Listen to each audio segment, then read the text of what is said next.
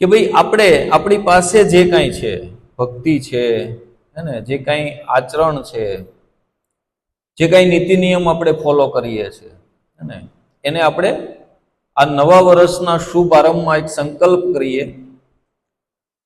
કે આ બધી આધ્યાત્મિક ક્રિયાઓને આપણે વધારવાનો પ્રયાસ કરીએ, હે ને. કારણ કે બધા એવું જ ઈચ્છે ને. માની લો કે ગયા વર્ષમાં આપણે 5 લાખ કમાણા હોઈએ, હે ને, તો આ વર્ષે આપણે શું સંકલ્પ કરશું કે હવે આ વર્ષે 4 લાખ કમાશું, એવો કરશું? તો શું કરીએ કે ભાઈ કમસે કમ 6 લાખ, 7 લાખ, 8 લાખ કે 10 લાખ કમાશું. એટલે કે ગયા વર્ષમાં જે આપણે અર્જિત કર્યું, ગયા વર્ષમાં જે પ્રાપ્ત કર્યું એના કરતા કાંઈક વિશેષ છે કે નહીં? પણ આ તો થઈ ભૌતિક વાત. પણ આધ્યાત્મિકતામાં તો આપણે ભગવાનને એવી પ્રાર્થના કરીએ આ નવા વર્ષની શરૂઆતમાં કે ગયા વર્ષમાં અમે જેટલું આધ્યાત્મિક ક્રિયાઓ કરી એમાં અમને વધારે અને વધારે ઉત્તરોત્તર આધ્યાત્મિકતામાં અમને પ્રગતિ કરાવે અને અમને તમારી તરફ લઈ જાઓ. કોની તરફ?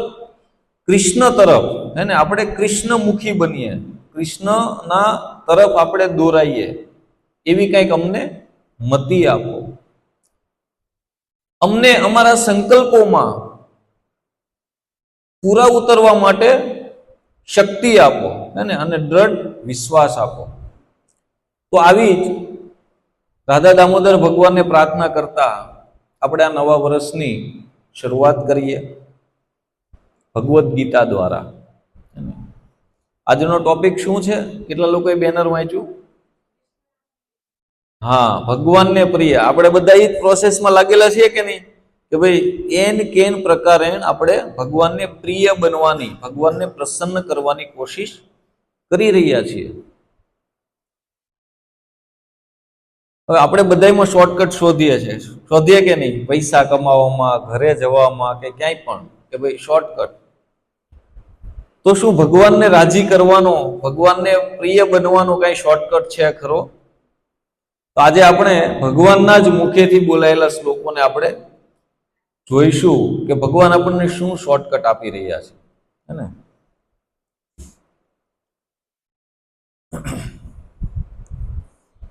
અઢારમા અધ્યાયના 2 સુપ્રસિદ્ધ શ્લોક છે.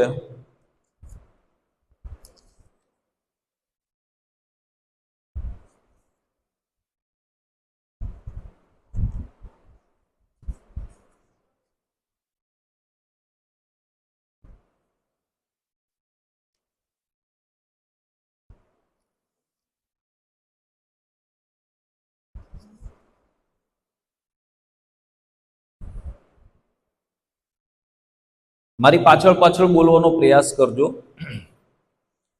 ય ઇદમ પરમમ ગુહ્યમ, ય ઇદમ પરમમ ગુહ્યમ, ય ઇદમ પરમમ ગુહ્યમ, મદ્ભક્તેષુ અભિધાસ્યતિ, મદ્ભક્તેષુ અભિધાસ્યતિ, ભક્તિમયી પરામ કૃત્વા, ભક્તિમયી પરામ કૃત્વા, મામેવ એષ્યસ્ય સંશય, મામેવ એષ્યસ્ય સંશય. ખૂબ જ સુંદર શ્લોક છે આપણા બધા માટે. ભગવાન કહી રહ્યા છે કે જે મનુષ્ય ભક્તોને આ પરમ રહસ્ય બતાવે છે. કયું પરમ રહસ્ય? આ ભગવદ્ ગીતાનું, હે ને, ભગવદ્ ગીતાનું જ્ઞાન, હે ને. તો ભગવાન કહે છે કે જે ભક્ત મનુષ્યોને આ પરમ રહસ્ય બતાવે છે તે શુદ્ધ ભક્તિ પ્રાપ્ત કરે છે, હે ને. શું કરે છે? શુદ્ધ ભક્તિની પ્રાપ્તિ થાય છે તેને. અને અંતે તે મારી પાસે પાછો આવશે, એમાં લેશ માત્ર શંકાને સ્થાન નથી. શું કહે છે ભગવાન? કે જે આ જ્ઞાનનો પ્રચાર કરે છે, જે આ જ્ઞાનને વિતરણ કરવાનો પ્રયાસ કરે છે, તેને શુદ્ધ ભક્તિ પ્રાપ્ત થાય છે. અને આ શુદ્ધ ભક્તિ દ્વારા તે અંતે મારી પાસે પાછો આવશે. એટલે કે ક્યાં? ભગવાનના ધામમાં. અને ભગવાન સાથે સાથે શું કહે છે? ગેરંટી કાર્ડ આપે છે. ગેરંટી આપે. આપણને કોઈ વસ્તુની ગેરંટી જોઈએ કે હા ભગવાન સાચું બોલતા હશે, થાય કે નહીં? સાચું કહો છો? આપણે એમ કહીએ ને કે જો હું તને એક વાત કરું તો કે સાચું કહો છો? આપણે એમ પૂછી લઈએ ઘણી વખત, હે ને? તો સાચું જ કહેતા હોય. પણ અહીંયા ભગવાન શ્યોરિટી આપે છે કે એમાં લેશ માત્ર શંકાને સ્થાન નથી, હે ને? અને એની પછીના શ્લોકમાં બહુ સુંદર કહે છે ભગવાન કે આ જગતમાં તેના કરતા અન્ય કોઈ સેવક મને વધારે પ્રિય નથી. શેના કરતા? તો કે જે આ ભક્તિને વિતરણ કરવાનો, જે આ જ્ઞાનને વિતરણ કરવાનો પ્રયાસ કરે છે, હે ને? અને કદી વધારે પ્રિય થશે પણ નહીં. શું કહે છે? જો આ ભગવાનના શબ્દો છે કે આ સેવક, કયો સેવક? કે જે ભગવાનના જ્ઞાનનો પ્રચાર કરી રહ્યો છે, હે ને? અને એના કરતા અન્ય કોઈ સેવક મને વધારે પ્રિય નથી અને થશે પણ નહીં, હે ને? આ 18મા અધ્યાયમાં ભગવાન કહી રહ્યા છે. તો અહીંયા સામાન્ય રીતે જોઈએ તો પ્રભુપાદજી, જેમણે આ ભગવદ્ ગીતાની ટીકાઓ લખી, ટીકાઓ મીન્સ ભાવાર્થ, આપણે વાંચીએ છીએ ને સમજૂતી, તો ભગવદ્ ગીતાની સમજૂતી પ્રભુપાદજીએ લખી. તો એમાં ભૂમિકામાં જ પ્રભુપાદજી એક જગ્યાએ લખે છે કે આ ભગવદ્ ગીતાની ચર્ચા ભક્તોમાં થવી જોઈએ, હે ને? અને શું કહે છે બીજું ખાસ? કે ભગવદ્ ગીતા કોની પાસેથી સાંભળવી અથવા કોની પાસેથી સમજવી જોઈએ? તો કહે છે કે સૌથી પહેલી ક્વોલિટી તો એ ભગવાનનો ભક્ત હોવો જોઈએ, બરોબર છે? અને બીજું કે એને ભગવદ્ ગીતાને ભણેલી હોવી જોઈએ, એટલે કે એને રિવિઝન કરેલું હોવું જોઈએ, ભગવદ્ ગીતાને સમજેલી હોવું જોઈએ, અને ઘણા ખરા અંશમાં જીવનમાં આચરણમાં પણ હોવું જોઈએ, બરોબર? કારણ કે જે લોકો ભક્ત નથી એવો શું કરશે? તો કે પહેલા તો ભગવાનને નહીં સમજી શકે અને ભગવાનના જ્ઞાનને પણ સમજી શકશે નહીં.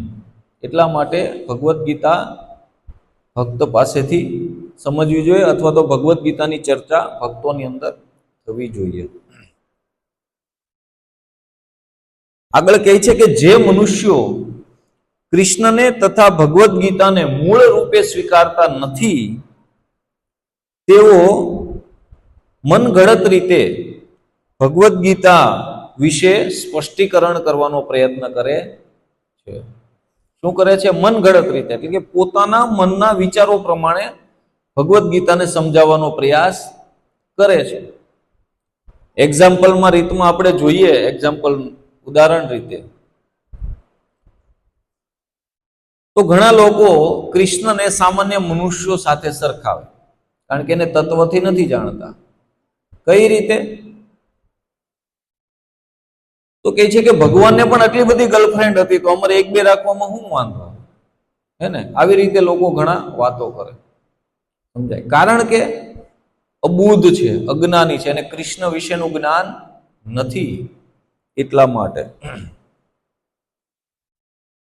તો કહે છે કે જે કૃષ્ણને પૂર્ણ પુરુષોત્તમ પરમેશ્વર રૂપે સ્વીકારવા તૈયાર હોય એવા જ મનુષ્યોએ ભગવદ્ ગીતા વિશે સમજૂતી આપવી જોઈએ, હે ને? કારણ કે આ તો માત્ર ભક્તોનો વિષય છે, તર્ક વિતર્ક કરવા વાળાનો વિષય નથી. તર્ક વિતર્ક લોકો બહુ કરે પોતાની બુદ્ધિ પ્રમાણે, હે ને? હવે એક વખત એવી ચર્ચા કરતા હતા કે ભાઈ ભગવાને 7 રાત અને 7 દિવસ સુધી ગોવર્ધન પર્વત ટચલી આંગળી પર ધારણ કર્યો, હે ને? તો એક ભાઈ એવો પ્રશ્ન કર્યો કે ભાઈ કોઈ પણ મોટો પર્વત હોય, બરોબર છે, તેમ કે એની ભેખડો ન ઘસી ગઈ, એને માની લો માટી પડે ને નીચે, તો કે માટીની ભેખડો નીચે ના પડી, બરોબર? ઘણા એમ કે નખ ના તૂટી ગયો, બરોબર? આવી આવી એના મનમાંથી શું કરે? પ્રશ્નો ઉદ્ભવે, કારણ કે ભગવાનને પૂર્ણ રીતે જાણતા નથી. ઘણા લોકો તો એમ કે અશક્ય છે, એવું બન્યું જ ના હોય, એવું થોડું બનતું હશે? કોઈ વ્યક્તિ, કોઈ મનુષ્ય, નાનો એવો બાળક અને યોજનો જેટલો પર્વત થોડો ઉપાડીએ કે કોઈ? સમજાય છે? હા, નો જ ઉપાડીએ કે, મનુષ્ય ના ઉપાડીએ કે. આપણે ખાલી ટ્રાય કરીએ ને, આપણે, હું ને તમે, કદાચ ગમે એવો બોડી બિલ્ડર હશે, ગમે એવો શક્તિમાન વ્યક્તિ હશે, પોતાનો હાથ 7 રાત અને 7 દિવસ ખાલી હાથ પણ ઊંચો નહીં રાખીએ કાહે? થાકી જશું. ખાલી હાથ ટ્રાય કરજો ઘરે જઈને, કેટલી ટાઈમ ઊંચો રહે છે, એને થાકી જશું આપણે. પણ ભગવાન માટે કોઈ વસ્તુ અશક્ય નથી, એ કાંઈ પણ કરી શકે છે.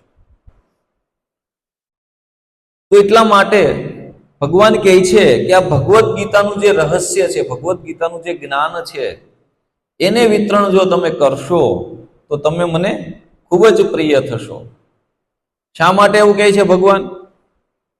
પોતે બોલેલા છે, પોતાની વાણી છે, અને એનું આપણે વિતરણ કરશું એટલે ભગવાનને આનંદ આવશે કે જો મારું બોલેલું આ લોકો વિતરણ કરે છે એટલે ભગવાન રાજી થશે, ભગવાનના વખાણ થશે. એટલા માટે નહીં. એટલા માટે કે આ ભગવદ્ ગીતાનું જ્ઞાન, આ ભગવદ્ ગીતાનું જ્ઞાન એટલું દિવ્ય છે કે કોઈ પણ મનુષ્યને, કોઈ પણ એટલે કે ગમે એવો પાપી મનુષ્ય પણ હોય ને, તો કોઈ પણ મનુષ્યને ભગવાન સુધી પહોંચાડવા માટે સક્ષમ છે. આ જ્ઞાન કોઈ પણ મનુષ્યને ભગવાન સુધી પહોંચાડવા માટે સક્ષમ છે. આ 700 શ્લોક, આ 700 શ્લોકમાંથી ત્યાં સુધી કે છે કે અડધા શ્લોક, અડધા નહીં પણ 5-10 શ્લોક ઉપર પણ જો આપણે ગુહ્ય અધ્યયન કરીને આપણા જીવનમાં ઉતારવાનો પ્રયાસ કરશું ને આપણા જીવનમાં ઉતારી લઈશું ને, તો પણ ભગવત ધામ પહોંચી જશું. કેટલા? 700 માંથી ખાલી 7 શ્લોક પણ જો આપણા જીવનમાં ઉતરી જશે ને, તો પણ આપણે ભગવત ધામ સુધી પહોંચી જશું. એટલા માટે ભગવાન કહે છે કે આ જ્ઞાન લોકોમાં વિતરિત કરશે તો એ સેવક મને અત્યંત પ્રિય છે. અને ખાલી કૃષ્ણ ભગવાને કીધું એટલું જ નથી, આપણી પરંપરામાં હે ને ભગવાનનું જ સ્વરૂપ એવા શ્રી ચૈતન્ય મહાપ્રભુ, હે ને, બધા જાણતા હશો, અથવા હમણાં આપણે એની કથા કરવાના છીએ ગૌર પૂર્ણિમા નિમિત્તે, એટલે બધાને ખબર પડશે કે ચૈતન્ય મહાપ્રભુ શું તત્વ છે, બરોબર? તો ચૈતન્ય મહાપ્રભુએ પણ આદેશ કર્યો છે કે એક દિવસ એવો આવશે કે જ્યારે મારો કોઈ એક ભક્ત પોતાના શિષ્યો સાથે મળીને આખી દુનિયામાં, કઈ કઈ જગ્યાએ, તો કે બધા દેશોમાં, બધા શહેરોમાં, બધા ગામમાં, બધી ગલીઓમાં ને ઘરે ઘરે આ હરે કૃષ્ણ આંદોલનનો પ્રચાર કરશે, હરે કૃષ્ણ મહામંત્રનો ફેલાવો કરશે, આ જ્ઞાનનો ફેલાવો કરશે ચૈતન્ય મહાપ્રભુ.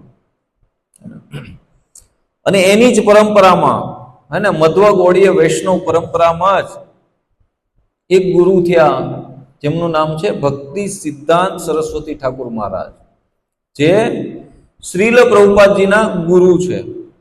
ભક્તિ સિદ્ધાંત સરસ્વતી મહારાજ,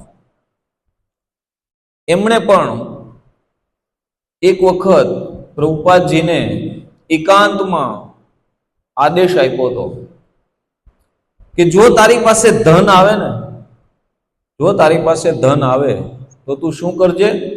તો કહે છે કે તું ગ્રંથો પ્રિન્ટિંગ કરાવજે, ગ્રંથોનું પ્રકાશન કરજે અને ગ્રંથોનું વિતરણ કરજે. વિચાર કરો, એક આચાર્ય, હે ને, એક પરંપરાના બહુ મોટા આચાર્ય, ને એને શું આદેશ આપ્યો? અત્યારના આચાર્યો શું આપે? મોટા મોટા મંદિર બનાવો એટલે આપણી ખ્યાતિ થાય, આપણું આમ થાય, આપણું તેમ થાય. પણ આ આચાર્યએ શું આદેશ આપ્યો? કે ગ્રંથોનું વિતરણ કરવાનું, ગ્રંથોનું પ્રકાશન કરવાનું, અને ગ્રંથોનું વિતરણ કરજે.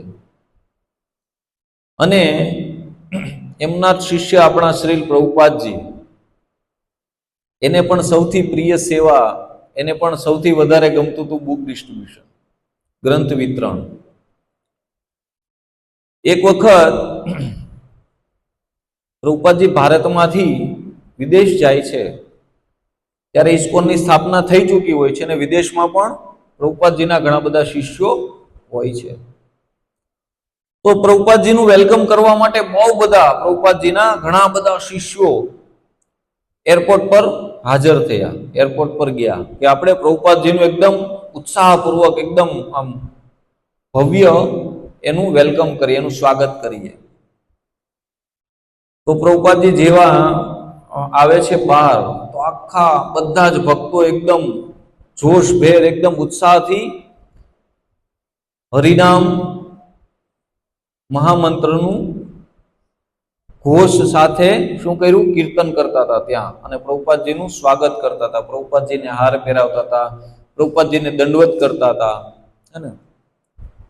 તો પ્રભુપાદજી ઘણા બધા ભક્તોથી પરિચિત હતા અને પ્રભુપાદજી ભક્તો પ્રત્યે બહુ જ કેરિંગ સ્વભાવ રાખતા હતા, એટલે કે ભક્તોની બહુ જ ચિંતા કરતા.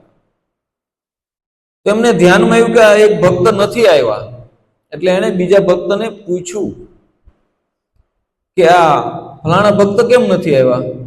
કઈ પ્રોબ્લેમમાં તો નથી ને? એની તબિયત તો બરોબર છે ને? એમ. તો બીજા ભક્તે કીધું કે આજે ભગવદ્ ગીતા વિતરણ કરવા ગયા છે નગરમાં. તો પ્રભુપાદજીનો ચહેરો એકદમ સ્મિતથી ભરાઈ આવ્યો. પ્રભુપાદજી આનંદિત તો હતા જ પહેલેથી કે આટલું મારું ભવ્ય સ્વાગત થયું છે, બધા હરિનામ સંકીર્તન લઈ રહ્યા છે, એટલે પ્રભુપાદજી આનંદમાં હતા.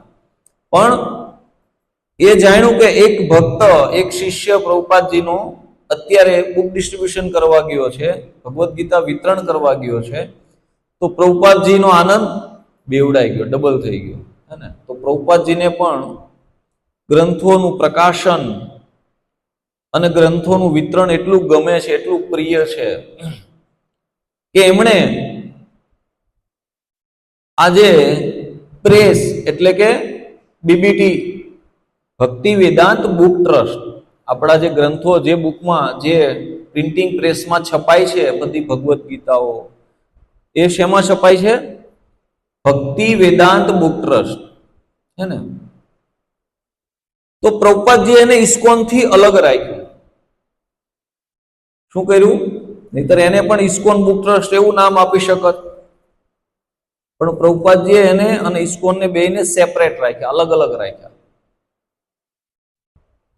તો કોઈ ભક્તે પૂછ્યું કે પ્રભુપાદજી આને પણ ટૂંકમાં અંદર જ તે એડ કરી દેવું હતું ને, એમ કે ભાઈ ઇસ્કોન બુક ટ્રસ્ટ અથવા ઇસ્કોનની સાથે જ જોડાયેલું એક ટ્રસ્ટ છે એવું. તો પ્રભુપાદજીએ કહ્યું કે નહીં, એવું ના કરાય. તો ભક્તે કીધું કે શા માટે?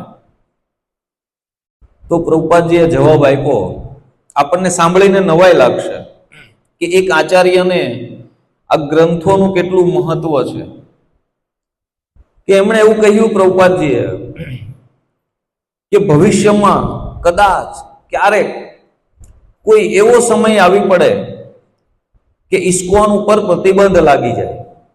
ભવિષ્યમાં ઘણા બધા વર્ષો પછી કદાચ એવું પણ બની શકે કે ઇસ્કોન પર પ્રતિબંધ લાગી જાય, તો પણ આ બુક ટ્રસ્ટને કંઈ થવું જોઈએ નહીં.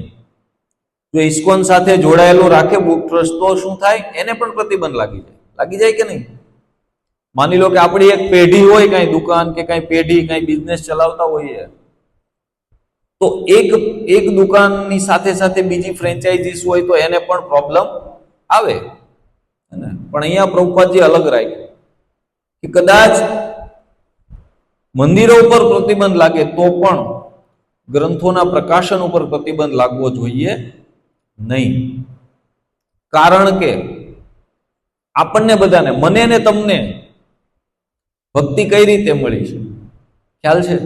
મંદિર દ્વારા, ગ્રંથો દ્વારા, ગ્રંથોના પ્રચાર દ્વારા. એક ભક્ત બીજા ભક્તને પ્રચાર કરશે કે લો તમે ભગવદ્ ગીતા વાંચો, બહુ આમાં આપણા જીવન માટે ઉતારવા જેવી બધી તત્વ છે, અને જો આ ભગવદ્ ગીતા ને જીવનમાં ઉતારશું તો આપણું જીવન સુખમય અને આનંદમય બની જશે, ભક્તિમય બની જશે. તો આવી રીતે એકે બીજાને, બીજાએ ત્રીજાને, ત્રીજાએ ચોથાને, એવી રીતે આપણે બધા ભક્તિમાં જોડાયા છે. બાકી મંદિર તો વર્ષોથી છે. મંદિર ક્યારથી છે? વર્ષોથી. બહુ જૂનું મંદિર છે આ રાધા દામોદર મંદિર. પણ આપણે બધા કેમ આપણા 30 વર્ષ, કોઈ 35 વર્ષ, કોઈ 40 વર્ષ, કોઈ 25 વર્ષ પછી આપણે જોડાયા પ્રચારના માધ્યમથી, મંદિરના માધ્યમથી. મંદિર તો કેન્દ્ર છે. મંદિર આપણા બધાનું કેન્દ્ર છે કે આપણે અહીંયા આવીને આનંદ કરીએ છીએ, અહીંયા આવીને ભગવાનનો પ્રસાદ લઈએ છીએ, અહીંયા આવીને ભગવાનના દિવ્ય દર્શન કરીએ છીએ, અહીંયા આવીને ભગવાનની કંઈક વાત સાંભળીએ છીએ, હે ને? તો એટલા માટે પ્રભુપાદજીએ આ પ્રચાર ઉપર બહુ જ ભાર મૂક્યો છે. અને આ પ્રચારને લીધે જ આજે આખી દુનિયામાં તમે જુઓ કે દુનિયાનો કોઈ એવો ખૂણો નહીં હોય, દુનિયાનો કોઈ એવો દેશ નથી, કોઈ એવું નગર નથી કે જ્યાં હરે કૃષ્ણ આંદોલનને કોઈ જાણતું ન હોય, પ્રભુપાદજીને કોઈ જાણતું ન હોય, હે ને? તો ઇસ્કોનમાં આમ જોઈએ તો ઘણા ઘણા ઉત્સવો આવે છે. તમે બધા પરિચિત હશો ઇસ્કોનના ઉત્સવોથી. પણ એક ઉત્સવ એવો આવે છે કે જે 1 મહિના સુધી ચાલે છે. ખ્યાલ છે કયો ઉત્સવ? હા, ગીતા જયંતિ મહામહોત્સવ. ક્યારે આવે છે ગીતા જયંતિ દિવસ? હા, મોક્ષદા એકાદશી. તારીખ નિશ્ચિત આ વખતે 11 તારીખે છે. ઓકે, હા. તો મોક્ષદા એકાદશીને દિવસે ભગવાને અર્જુનને માધ્યમ બનાવીને આપણને બધાઈને આ ભગવદ્ ગીતાનું જ્ઞાન આપ્યું છે. અર્જુનને માધ્યમ બનાવ્યો અને આપણને બધાને આ જ્ઞાન આપ્યું ભગવદ્ ગીતાનું. શા માટે? આપણા જીવનના કલ્યાણ માટે. એટલા માટે ઇસ્કોનના દરેક ભક્તો, ઇસ્કોનના દરેક સભ્ય, ઇસ્કોન સાથે જોડાયેલો દરેક વ્યક્તિ આ આખો મહિનો શું કરે છે? ઉત્સવ ઉજવે છે, હે ને? જેને કહેવાય છે મેરાથોન મંથ, ગીતા જયંતિ મેરાથોન. મેરાથોન એટલે શું હોય? આમ જોઈએ તો રેસ, બધા દોડતા હોય એવું થાય ને મેરાથોનમાં, કોણ પહેલા નંબરે આવે. તો આ પણ એક જાતની રેસ છે. આખો મહિનો શું કરીએ છીએ ભક્તો? રેસ લગાવીએ છીએ. શેની રેસ ખબર છે? દોડવાની નહીં, પણ હા, ભગવદ્ ગીતાનું વિતરણ કરવાની રેસ, હે ને? કે કોણ, કયો ભક્ત કેટલી વધારે ભગવદ્ ગીતા વિતરણ કરી શકે છે, હે ને? કેટલો ભગવાનને વધારે નજીક, કેટલું ભગવાનનો વધારે પ્રેમ પ્રાપ્ત કરી શકે છે. એટલે બધા જ ભક્તો કેન પ્રકારે કોઈ પણ રીતે ભગવદ્ ગીતા વિતરણ કરવાનો પ્રયાસ કરે છે. ઘણા લોકો એવી વાતો કરે, આપણે જ્યારે વિતરણ કરવા જઈએ ને તો જે લોકો ભગવદ્ ગીતાને સમજતા નથી, કૃષ્ણને સમજતા નથી, એ લોકોને શું લાગે કે આ લોકો નીકળી પડ્યા વેચવા, કે આ લોકોને આમાંથી નફો થતો હશે, હે ને? ઘણા લોકો એવું થાય કે આ લોકોને આમાંથી નફો, હા, નફો જરૂર છે, 100% નફો થાય છે, નથી થતો એવું નથી. પણ શેનો નફો થાય છે? ભગવાનની કૃપા પ્રાપ્ત કરવાનો, હે ને? બાકી તો ભક્તો અમે જોઈએ છે બધાને બિચારા ઘરના પેટ્રોલ બાળીને, હે ને, ઘરના પૈસા ખર્ચીને ભગવદ્ ગીતા વિતરણ કરવા દોડે છે, હે ને? જ્યારે સમય મળે ત્યારે, સાંજે મળે તો સાંજે, પોતાની ઓફિસ ઉપર પણ વિતરણ કરવાનો પ્રયાસ કરે, રસ્તામાં નીકળીને પ્રયાસ કરે, રોડે ઊભા રહે, હે ને, ગલીએ ગલીએ ઘૂમે. આવી રીતે બધા ભક્તો પ્રયાસ કરે છે. પણ શા માટે? ભગવાનને પ્રિય બનવા માટે. કદાચ આપણે બધા, હું ને તમે કઈ મોટા પંડિત નહીં બની જઈએ, બની જશું, એવી રીતે ભગવાનની પ્રાપ્તિ નહીં કરી શકીએ, કદાચ મોટું જપ તપ નહીં કરી શકીએ વધારે, હે ને? પણ આ એક સેવા એવી છે કે જે આપણા બધાથી થઈ શકે છે. થઈ શકે કે નહીં? કે ના થાય? બધાના મોબાઈલમાં ઓછામાં ઓછા 200 થી 300 કોન્ટેક્ટ નંબર હશે કે નહીં હોય? હશે કે નહીં? એ કોન્ટેક્ટ આપણે કામમાં લેવાના છે. શું કરવાનું? કે ભાઈ બધાને કોલ કરવાના કે ભાઈ અમે આ ભગવદ્ ગીતા વિતરણ કરીએ છીએ. શા માટે?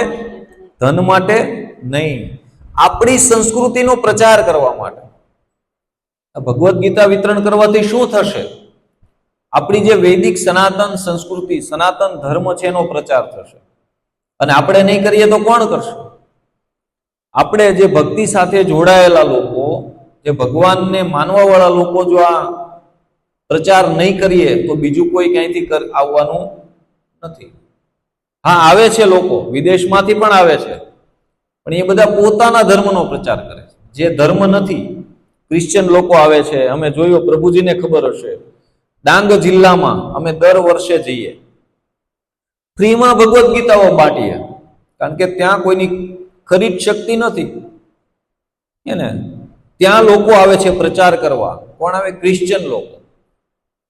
ક્રિશ્ચિયન લોકો ત્યાં આવે છે પોતાના કહેવાતા ધર્મનો ફેલાવો કરવા. પૈસાથી, ગ્રંથોથી, કોઈ પણ લોભ લાલચથી એવી રીતે લોકોને ડાયવર્ટ કરે છે ને. બીજો એક ધર્મ છે આપણે બહુ જ પ્રોબ્લેમ આપવા વાળો, હે ને. એ લોકો પણ શું કરી રહ્યા છે, હે ને, એન કેન પ્રકારે પોતાના ધર્મમાં લોકોને ડાયવર્ટ કરી રહ્યા છે. છોકરીઓ ફસાવે, મિત્રો બનાવે, આ રીતે તે રીતે મારી તોડી મચડી કોઈ પણ રીતે પોતાના ધર્મનો ફેલાવો કરી રહેવા નથી રહ્યા છે. હકીકત એ ધર્મ છે જ નહીં આમ જોઈએ તો. કારણ કે ભાગવતમમાં એક શ્લોકમાં કહે છે કે ધર્મસ્તુ સાક્ષાત ભગવત પ્રણીતમ. ધર્મ એટલે શું? તો એ શ્લોકમાં કહે છે કે ધર્મ એટલે જે ભગવાન બોલે છે એ ધર્મ છે. ભગવાન જે બોલ્યા છે એ ધર્મ છે ને. તો આમાં સ્પેશિયલી મનુષ્યના જીવન માટે ભગવાને ઉપદેશ આપ્યો છે. અને એટલા માટે જ આપણા બધાયનું કર્તવ્ય પણ છે કે આપણે આપણા ધર્મનો ફેલાવો કરીએ, હે ને. કમસે કમ બીજું કાંઈ ના કરી શકે તો કાંઈ નહીં, લોકોને ભગવદ્ ગીતા બતાવો, ક્યાં તમે ખરીદો અને વાંચો, પોતાના જીવનમાં ઉતારવાનો પ્રયાસ કરો અને પોતાના જીવનને દિવ્ય બનાવો. ઘણા બધા એવા ભક્તોનો અનુભવ છે, મારો પણ અનુભવ છે, કે જ્યારે આ ભગવદ્ ગીતા નહોતો વાંચતો, જ્યારે આ ભગવદ્ ગીતા વિશે આળસ હતી કે નથી વાંચવું, બે આમાં શું છે, બધા ઠીક છે બધું આ, ત્યારે મારામાં કેટલા બધા દુર્ગુણો હતા. એ મારા જે જૂના પરિચિતો છે એને બધાને ખબર છે.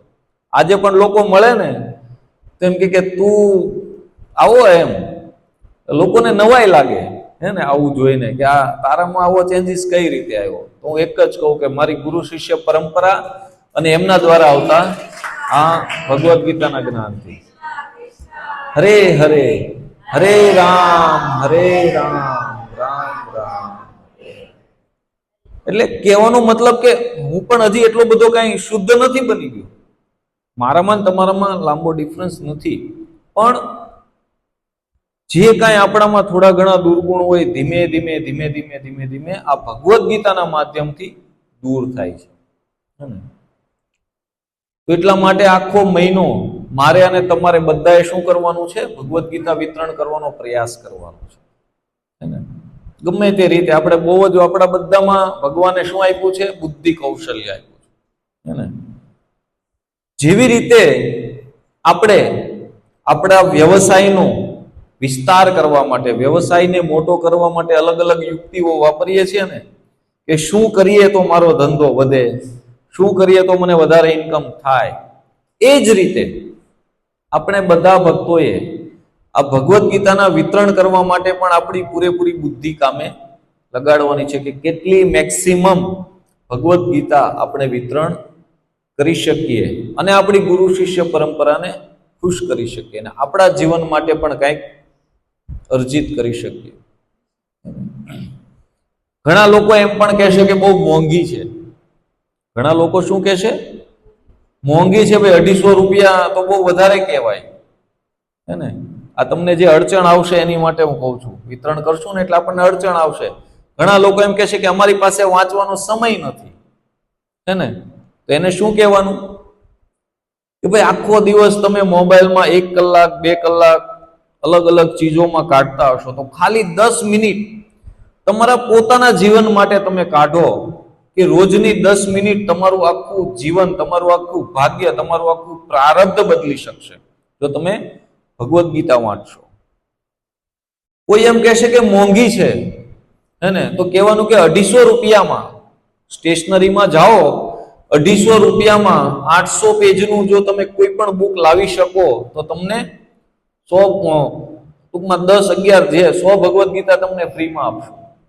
કારણ કે 852 પેજની ભગવદ્ ગીતા છે. કેટલી? 852 પેજ, હે ને. 250 રૂપિયા લઈને ખાલી કોરા પેજ લેવા જાજો કે 852 પેજ આપો, નહીં મળે, હે ને. તો એટલા માટે આપણે દરેક રીતે લોકોને કન્વિન્સ કરવાના છે કે ભાઈ આને તમે પૈસાથી ના મૂલવો, અને 250 રૂપિયાની પણ જો તમારી ખરીદ શક્તિ ન હોય તો તમે જેટલા આપી શકતા હોય એટલા આપો, હે ને. એટલે તમારે નથી ભોગવવાના, હું ભોગવીશ, ઓછા જે તમને મળે એ. પણ ઘર જોઈને દઈ દેવાનું, એવું નહીં કે 250 જ લેવાના. કોઈને આપણને એમ લાગે કે આ બિચારાને વાંચવી છે પણ એની કેપેસિટી નહીં હોય, બરોબર, તો 200 માં આપી દેવાની, 150 માં આપી દેવાની. સમજાય છે? તો એન કેન પ્રકારે ભગવદ્ ગીતા વિતરણ કરવાનો પ્રયાસ કરવાનો.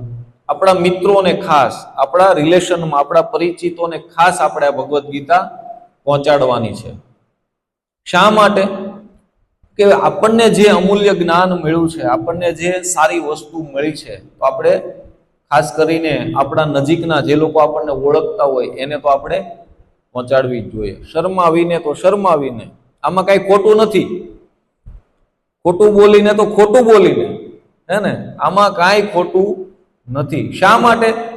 કારણ કે આપણે કોઈ જેવી તેવી પ્રોડક્ટ લઈને નથી જતા, આપણે દુનિયાની સૌથી મોટી ભેટ લઈને જઈએ છીએ. એના માટે શું છે? દુનિયાની સૌથી મોટી ભેટ છે. આનાથી કોઈ દિવ્ય વસ્તુ જગતમાં નથી, ને. પણ આજના લોકોને ભૌતિક વસ્તુઓ સાથે જ પ્રેમ છે કે મને સોનાની વીંટી આપી, સોનાનું પેન્ડલ આપ્યું તો જ લોકો રાજી થાય. ભગવદ્ ગીતામાં લોકો એટલા ઉત્સાહિત નથી.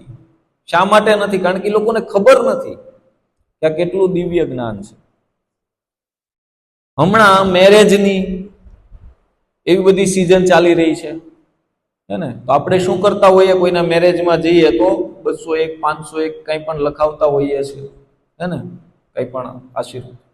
તો હવે શું આપવાનું છે? આપણે એને ભગવદ્ ગીતા આપવાની છે. શા માટે? આપણા આપેલા પૈસા 200 રૂપિયા કે 500 રૂપિયા વાપરતી વખતે એ વ્યક્તિઓને ખબર પણ નહીં હોય કે આ ફલાણા ભાઈએ કે ફલાણા બેને આપેલા. ખબર હશે, આપણે આપેલી નોટ નંબર એને યાદ હશે કે આ નોટ જો ફલાણા કાકાએ આપી હતી, ફલાણા બેને આપી હતી, યાદ હશે? નહીં હોય, અને ક્યાંય પણ વાપરશો. પણ આપણા દ્વારા આપવામાં આવેલી ભગવદ્ ગીતા, હે ને, ક્યારેક કોઈ પણ વ્યક્તિ, કદાચ એ નહીં વાંચે તો બીજો કોઈ પણ વ્યક્તિ વાંચશે, હે ને, તો પણ એનું ફળ આપણને પ્રાપ્ત થશે. કારણ કે આપણા દ્વારા વિતરણ કરાયેલી છે. સમજાય છે? તો એટલા માટે પણ આપણે આખા વર્ષ દરમિયાન કોઈનો બર્થડે આવતો હોય, કોઈની સગાઈ હોય, કોઈના લગ્ન હોય, સારા મોળા કોઈ પણ પ્રસંગે આપણે શું આપવાનો આગ્રહ રાખવો જોઈએ? ભગવદ્ ગીતા. આપણા દેશના વડાપ્રધાન વિદેશ યાત્રાઓમાં જતા હોય તો એ શું સાથે લઈને જાય છે ખબર છે? ભગવદ્ ગીતા. જે તે દેશની જે ભાષા છે ત્યાંની ભગવદ્ ગીતા ત્યાંની ભાષામાં, કારણ કે ઇસ્કોનની ભગવદ્ ગીતા દરેક ભાષામાં છપાય. ઇસ્કોનની ભગવદ્ ગીતા દુનિયાની બધી જ લેંગ્વેજમાં પ્રિન્ટિંગ થાય છે અને વિતરણ પણ થાય છે. તો ત્યાં જઈને શું ભેટ આપે છે? ભગવદ્ ગીતા. અને શું કહે છે? તો કહે છે કે આના કરતા કોઈ વધારે વિશેષ મારી પાસે ભેટ નથી તમને આપવા માટે, અને તમારી માટે લેવા માટે પણ કોઈ વધારે વિશેષ ભેટ નથી, હે ને. એટલી દિવ્ય છે ભગવદ્ ગીતા. એટલા માટે આપણે પણ, એટલે એવું નથી મોદી આપે છે એટલે આપણે આપવી જોઈએ, પણ આપણે કૃષ્ણ ભક્ત છીએ એટલે આપણે બીજાને ભેટમાં ભગવદ્ ગીતા આપવી જોઈએ. તો આખો મહિનો અમે બધા ભક્તો કરીએ છીએ સાંજે સાંજે, કારણ કે અમે ઓફિસ વર્ક કરીએ છીએ, ઓફિસમાં જઈએ છીએ. તો સાંજે સમય મળે તો બધા ફટાફટ જમી પરવારીને નીકળી પડીએ 9 થી 10:30, ને અને ભગવદ્ ગીતા વિતરણ કરવાનો પ્રયાસ કરીએ છીએ. તમારી સાથે પણ જોડાઈ શકો છો અને પોતાની રીતે પણ ભગવદ્ ગીતા વિતરણ કરી શકો છો, હે ને. તો આજે આપણે બધાએ કંઈક સંકલ્પ લેવાનો છે. આપણા જીવનમાં પોતાના મનમાં રહેલા જે કાંઈ દોષ છે એને શું કરશું? આવતા વર્ષે એ બધા દોષ આપણે કાઢવા છે આપણા જીવનમાં. આપણે વિચારીએ ને, આપણે પોતાના મનનું મંથન કરીએ ને, મનોમંથન, હે ને, તો આપણને બધાને ખબર છે કે મારી અંદર શું દોષ છે. ખબર પડે કે નહીં? પ્રમાણિક રીતે, બાકી તો નહીતર પોતાને તો બધા સારા જ લાગીએ કે હું કરું એ બધું ઓકે છે, પણ એમ નહીં. પ્રમાણિક રીતે આપણે આપણા મનનું ચિંતન કરવાનું છે અને આપણી અંદર રહેલી ખામીઓને શોધવાની છે. અને જો એ રીતે ન મળે ને તો ભગવદ્ ગીતા વાંચો. ભગવદ્ ગીતા આઈનો છે, કાચ, અરીસો છે. ભગવદ્ ગીતા વાંચશું ને અને એની સાથે આપણા જીવનને સરખાવશું ને એટલે આપણને ખબર પડી જશે કે આપણે ક્યાં છીએ અને આપણે શું શું આપણા જીવનમાંથી દૂર કરવાની જરૂર છે. આપણે શું કરશું? સૌ પ્રથમ આપણે પહેલા આપણા મનના દોષોને દૂર કરવાનો પ્રયાસ કરશું, હું ને તમે બધા. અને આપણે ભગવદ્ ગીતાનું પણ વિતરણ કરીશું, અને આખો મહિનો જે રીતે થાય તે રીતે, હે ને. અને જે કાંઈ ઓછા પૈસા તમે લો એ તમારે મારી પાસેથી લઈ લેવા. હા, હું તમને કહું છું. અને પ્રભુપાદજીએ પહેલા તો આ પ્રિન્ટિંગ પ્રેસ કાંઈ નહોતું, પહેલા બીબીટી ઇન્ટરનેશનલ નહોતું, હે ને. પ્રભુપાદજી જ્યારે પ્રચાર કરતા ત્યારે હું તમને એક બે વાત કહું કે પ્રભુપાદજી આ પ્રચાર કરવા માટે કેટલી મહેનત કરતા હતા. ત્યારે ઇસ્કોનની સ્થાપના થઈ નહોતી.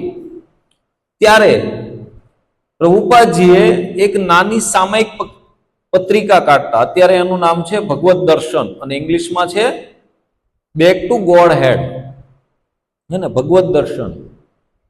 તો એ દર મહિને એકવાર એ છપાતું હતું. પ્રભુપાદજી પોતે જ એમાં લેખ લખતા હતા, ભાગવતમમાંથી, ભગવદ્ ગીતામાંથી. પ્રભુપાદજી એમાં સુંદર સુંદર પ્રવચનો લખે, પોતે જ એને પેલા પ્રેસમાં આપે કે ભાઈ મારે આ પુસ્તિકા છપાવી, તમે આનું પેલું કરો. પછી એનું પ્રૂફ રીડિંગ પણ પ્રભુપાદજી જાતે કરે. એને છાપવા માટેનો કાગળ પણ પ્રભુપાદજી જાતે લેવા જાય અને એનું વિતરણ પણ પ્રભુપાદજી જાતે કરતા. ચાની હોટલો ઉપર જઈને, રોડ ઉપર જઈને પ્રભુપાદજી જાતે આ કૃષ્ણ ભાવનાનું વિતરણ કરતા. પ્રભુપાદજી એક એક રૂપિયો બચાવવા માટે ચાલીને જતા એ સમયમાં, કે ભાઈ નહીં, આ બધું ધન કૃષ્ણનું છે, ને એ માટે બુક વિતરણ કરવા માટે પ્રભુપાદજી ચાલીને એ સમયમાં જતા, હે ને. અને આવી રીતે મહા મહેનત કરીને પ્રભુપાદજીએ આજે આપણા માટે એક બહુ મોટું પ્લેટફોર્મ રેડી કર્યું છે. આપણને કોઈ પ્રોબ્લેમ છે નહીં, મસ્ત એકદમ સુંદર મજાની ભગવદ્ ગીતા. કોઈને કોઈ આમ ખાલી જોવે ને તો પણ એને લેવાનું મન થઈ જાય, હે ને. કોઈ જોવે તો પણ એને લેવાનું મન થઈ જાય, એટલી સુંદર ભગવદ્ ગીતા. ઘણી વખત કોઈ એમ કે ન લેવી હોય ને એટલે શું કહે કે હિન્દીમાં હોય તો આપો એમ. તો આપણી પાસે હિન્દીમાં છે, છતાંય કોઈ કહેવા નીકળે ઇંગ્લિશમાં હોય તો આપો. એને એમ હોય કે ઇંગ્લિશમાં નહીં હોય, આપણી પાસે ઇંગ્લિશમાં છે. અને હજી કોઈ એમ કે ને કે ઉર્દુમાં હોય તો આપો, તો ઉર્દુમાં પણ ભગવદ્ ગીતા છે, હે ને. પાકિસ્તાનમાં આપણને નવાઈ લાગે, પાકિસ્તાનમાં ત્યાંના લોકો, મુસ્લિમ લોકો ત્યાંના પાકિસ્તાનમાં ઉર્દુ ભગવદ્ ગીતા વાંચે છે અને એ પ્રમાણે જીવન જીવવાનો પ્રયાસ કરે છે. ઉર્દુમાં ભગવદ્ ગીતા વાંચે છે અને આ ભગવદ્ ગીતા પ્રમાણે પોતાના જીવનનો જીવવાનો પ્રયાસ કરે છે. કોઈને જોવું હોય તો ઇસ્કોન કરાચી સર્ચ કરજો ફેસબુકમાં, ઘણા બધા વિડીયો જોવા મળશે. મુસ્લિમ લોકો ભગવદ્ ગીતા ઉપર પ્રવચન આપે છે, મુસ્લિમ લોકો ભાગવતમ ક્લાસ આપે છે, હે ને. કારણ કે એ લોકો પણ આ નોલેજ લઈ રહ્યા છે. શા માટે? એ લોકો પાસે પણ કુરાન છે. વિદેશમાં પણ તમે જોવો, દુબઈ જેવા દેશોમાં, હે ને, ત્યાં પણ કુરાન છે. અમેરિકા, રશિયા જેવા દેશોમાં બાઇબલ છે. એ લોકોએ પણ આજે ઘણા બધા દેશોમાં આપણી ઇસ્કોનની ભગવદ્ ગીતા પાઠ્ય પુસ્તકના રૂપમાં ભણાવવામાં આવે છે. દુબઈ, હા, ઓક્સફર્ડમાં પણ, દુનિયાની મોટી યુનિવર્સિટી ઓક્સફોર્ડ હે ને, એમાં પણ આ ભગવદ્ ગીતા ભણાવવામાં આવે છે. જે અહીંયા ભારતના અથવા દેશ વિદેશના જે ધનિક લોકો છે એના છોકરાઓ ત્યાં ભણે છે. અને શું ભણે છે? ભગવદ્ ગીતા ભણે છે, હે ને. શા માટે? અને શા માટે ઇસ્કોનની જ ભગવદ્ ગીતા એ લોકોએ એડ કરી? કારણ કે ઓક્સફર્ડ યુનિવર્સિટી કઈ નાની મોટી નથી, નાની સૂની નથી, બહુ જ વિશાળ છે. ત્યાં કાંઈ પણ સિલેબસ એડ થાય તો ત્યાંના જે પ્રિન્સિપલ અથવા ત્યાંના જે શિક્ષકો, પ્રોફેસરો રિસર્ચ કરે અને બેસ્ટ વસ્તુ હોય પોતાના સિલેબસમાં એડ કરે છે. તો એણે ઇસ્કોનની ભગવદ્ ગીતા પોતાના સિલેબસમાં એડ કરી છે. અને આ બધો જ શ્રેય કોને જાય છે? શ્રીલ પ્રભુપાદજીને. અને ત્યારના જે ભક્તો છે, હમણાં મેં એક બુક વાંચી, આમ મને રડવું આવી ગયું. ત્યારે સોવિયતમાં, એટલે કે રશિયાના આજુબાજુ જે સોવિયતના દેશો હતા એમાં ભગવદ્ ગીતાના પ્રચાર માટે ખૂબ જ પ્રતિબંધ હતો. કે ત્યાં કોઈના હાથમાં અથવા કોઈના બેગમાં ભગવદ્ ગીતા ખાલી મળી જાય એટલે શું કરતા? સીધા એને જેલમાં પૂરી દેવામાં આવતા, અથવા ત્યાંના લોકોના હાથમાં આવી જાય તો એ લોકો પોતાની રીતે એને કષ્ટ આપતા ભક્તોને. તો એ વખતના આર્મેનિયા નામનો દેશ છે, આર્મેનિયા, ખ્યાલ છે ને? તો આર્મેનિયાના ભક્તો શું કરતા? ત્યારે તો ત્યાં પ્રિન્ટિંગ પ્રેસ હતા નહીં, અને કદાચ હોય એ લોકો પાસે, ભક્તો પાસે, તો પણ ભગવદ્ ગીતા છાપવાની પરમિશન નહોતી. જાતે લખતા, કાર્બન પેપર મૂકીને જાતે લખતા, એટલે કે એક સાથે 2-3 કોપી તૈયાર થાય. જાતે લખીને એને એક ચોપડી જેવું, એક બુક જેવું સ્વરૂપ આપતા, અને એ ત્યાંના લોકોમાં વેચવાનો પ્રયાસ કરતા ખાનગી રીતે. છતાં પણ આપણે અહીંયા કેમ CBI છે, ગુપ્તચર એજન્સી, તો એમાં ત્યાંની એજન્સી છે KGB. તો એ લોકો પકડી લેતા કોઈ પણ રીતે કે આ લોકો ખાનગી રીતે પણ આ ત્યાંના ટૂંકમાં ભગવદ્ ગીતાનો પ્રચાર કરી રહ્યા છે. અને એટલી યાતનાઓ આપતા કે લોકો મૃત્યુ પામતા કારાવાસમાં. પણ છતાં ભક્તોમાં કેટલી દૃઢતા હતી કે ત્યાંના પોલીસવાળા કહે છે, એમાં લખેલું છે કે ત્યાંનો જે જેલર છે ને, એ આ કેદીઓને, કયા કેદીઓને? ભક્તોને, જેને પકડીને ત્યાં પૂરી દેવામાં આવે છે, એ લોકોને કહે છે કે અહીંયા ખૂંખાર કેદીઓ, જેણે ખૂબ જ મોટા અપરાધો કર્યા છે, એને આ જેલમાં લાવવામાં આવ્યા છે. અને સાથે સાથે તમે પણ અહીંયા છો. તમારો અપરાધ શું છે? ખાલી ભગવદ્ ગીતા વિતરણ કરવાનો, એટલો જ તમારો અપરાધ છે. હકીકતે અપરાધ કહી શકાય નહીં. તમે લોકો સ્વીકારી લો. આ લોકો જે તમને આપે છે લેખિતમાં, અને પછી નીચે સિગ્નેચર કરવાનું કહેતા. શું લખેલું હોય એમાં? કે ભાઈ અમારી ભૂલ થઈ છે, અમને આ લોકો દ્વારા ભ્રમિત કરવામાં આવ્યા છે, અને અમારી પાસે આ ભગવદ્ ગીતા વિતરણ કરાવડાવવાનું કામ કરાવવામાં આવ્યું, અમે ભ્રમિત થઈ ગયા. બરોબર? આ લોકો જે કરી રહ્યા છે ગેરકાનૂની છે. એની નીચે તમે સિગ્નેચર કરી આપો તો તમારે આ બધી યાતનાઓમાંથી મુક્તિ થઈ જશે, હે ને? છતાં પણ ભક્તોએ શું સ્વીકાર્યું? ના સિગ્નેચર કરી અને યાતનાઓ સ્વીકારી. શેની માટે? પ્રચાર માટે. તમે જુઓ, આ બધા ભક્તો આપણો પાયો છે. આપણે જેની ઉપર ઊભા છીએ, જેના માધ્યમથી આપણે ભક્તિ કરી રહ્યા છીએ એકદમ સરળતાથી, હે ને, કોઈ પણ વિઘ્ન વિના, કોઈ પણ પરેશાની વિના, તો એના મૂળમાં આ બધા ભક્તો છે, હે ને. આ પ્રચારના પ્રયાસ માટે એ લોકોએ પોતાના જીવનના બલિદાન આપ્યા છે, હે ને. બીજું, ત્યાં શું ખાવામાં આપવામાં આવતું? નોનવેજ અને બ્રેડ. નોનવેજ અને બ્રેડ. એ લોકો નોનવેજ તો ખાય નહીં ભક્તો, તો ખાલી બ્રેડ ખાઈને જીવા છે વર્ષો સુધી.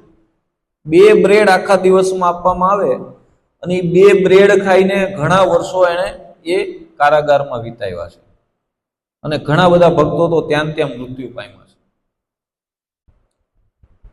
કોઈને બુક વાંચવી હોય ને, ઈચ્છા થઈ હોય તો મને કહેજો, મારી પાસે છે, હું આપીશ. બહુ સુંદર બુક છે અને તમે વાંચજો એકવાર, જેથી કરીને આપણને ખબર પડે કે આપણું મૂળ શું છે, હે ને?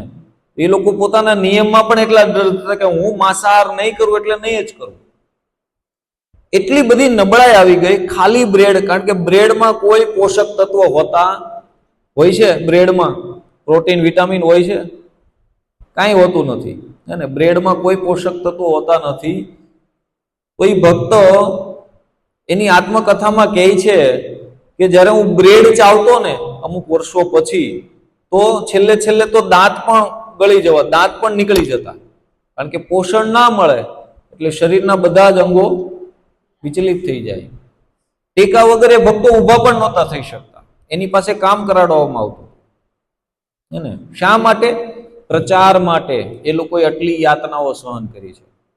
આપણા માટે કોઈ યાતના છે પ્રચાર માટે? નહીં, એકદમ ઈઝી, હે ને? એક થેલો લ્યો, 4 ભગવદ્ ગીતા કૃષ્ણ બુક નાખીને નીકળીએ અને ઘરે ઘરે જઈને પ્રયાસ કરીએ, હરે કૃષ્ણ. અમે ઇસ્કોન મંદિરથી આવીએ છીએ, આખો મહિનો અમે ગીતા જયંતિ મંથ તરીકે ઉજવીએ છીએ, કારણ કે આ પવિત્ર મહિનામાં તમારે આ રીતે બોલવાનું. હું એક એક્ઝામ્પલ આપું. આ પવિત્ર મહિનામાં ભગવાને મોક્ષદા એકાદશીના દિવસે આપણને બધાને આ ભગવદ્ ગીતાનું જ્ઞાન આપ્યું છે. તો આ મહિનો ખૂબ જ ઉત્તમ છે. જો કોઈ મનુષ્ય ભગવદ્ ગીતા ખરીદે છે, વાંચે છે, કોઈને વાંચીને સંભળાવે છે, તો એને ખૂબ જ અમૂલ્ય ફળ પ્રાપ્ત થાય છે, ભગવાનને પ્રિય બને છે. એટલી તમારે વાત કરવાની છે. અને બીજી વિશેષતા એ છે કે એકદમ ઓછા ભાવમાં, હે ને, અમે આ ભગવદ્ ગીતાનું વિતરણ કરીએ છીએ, ફક્ત 250 રૂપિયામાં, હે ને? કદાચ કોઈ એમ કે અમારી પાસે એટલા પૈસા નથી, તે લોકોને સમજાવી શકાય કે સામાન્ય રીતે આપણે જોઈએ તો મૂવી જોવામાં, નાસ્તો કરવામાં આપણે કેટલા બધા પૈસા વેસ્ટ કરીએ છીએ, વેડફી નાખી, કેટલા બધા પૈસા આપણા જાય છે. ખાલી 2 લોકો, 2 વ્યક્તિ નાસ્તો કરવા ઉભા રહે તોય 200-500 રૂપિયા વપરાઈ જાય છે કે નહીં?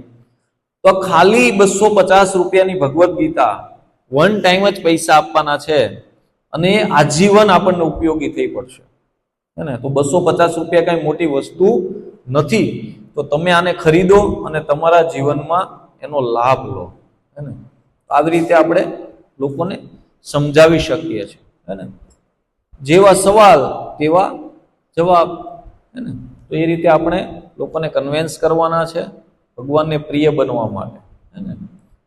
તો અહીંયા ટેબલ પર તમે લખાવી શકો છો તમારું ટાર્ગેટ, કે હું 21, 51 કે જે કાંઈ આપણને લાગે કે હું કરીશ, આપણો સંકલ્પ. તો હું તમને રવિવારે ભગવદ્ ગીતા પહોંચાડી દઈશ. તમે ખાલી તમારો નંબર અને કેટલી ભગવદ્ ગીતા જોઈએ છે એ તમે લખાવી શકશો, હે ને? જે કાંઈ ઓછા પૈસા આવે તમારે એટલા જ મને આપવાના છે. માની લો કોઈને તમે 200માં આપો તો તમારે મને એટલા જ આપવાના છે, તમારે ઘરના જોડવાના નથી, બરોબર છે? પણ લાગે એવા ઘરમાં દેવાની, હે ભાઈ. પછી તમે લાગત નહીં દેવા મળતા, નહીતર મને થોડું પેલું થશે. તમને એમ લાગે કે નહીં આની નથી ખરીદ શકતી, તો એને એ રીતે આપી શકો છો, હે ને? હરે કૃષ્ણ. કોઈનો કઈ પ્રશ્ન હોય અથવા કોઈને કઈ કહેવું હોય તો પણ કહી શકે છે, કોઈનો કઈ પ્રશ્ન હોય તો પૂછી શકે છે.